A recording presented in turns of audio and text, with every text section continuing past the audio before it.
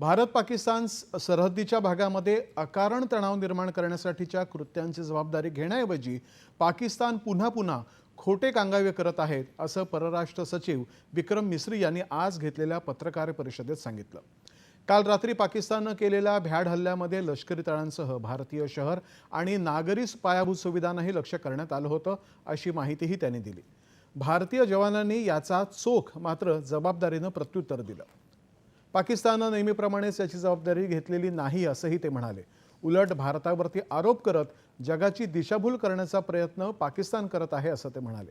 भारत आपल्या शहरांवरती हल्ला करत असल्याचा विचित्र आरोप पाकिस्तानने केलाय। भारताने नानकामा साहिब गुरुद्वारावरती हल्ला केल्याचा आरोप पाकिस्तानने केला हे धादांत खोटं असून पाकिस्ताननेच वारंवार भारताच्या धर्मस्थानांवरती हल्ले केले आहेत। यामध्ये पूंछमधला गुरुद्वारा आणि जम्मू काश्मीरमधल्या ख्रिश्चन मिशनरी स्कूलचाही समावेश असल्याचं त्यांनी सांगितलं। भारतामध्ये धार्मिक तेढ निर्माण करण्याचा प्रयत्न जाणीवपूर्वक केला जातोय आणि भारताची एकता हेच त्यांच्यासमोरचं मोठं आव्हान आहे असंही मिस्री म्हणाले। आंतरराष्ट्रीय नाणेनिधीची बैठक आज होणार आहे।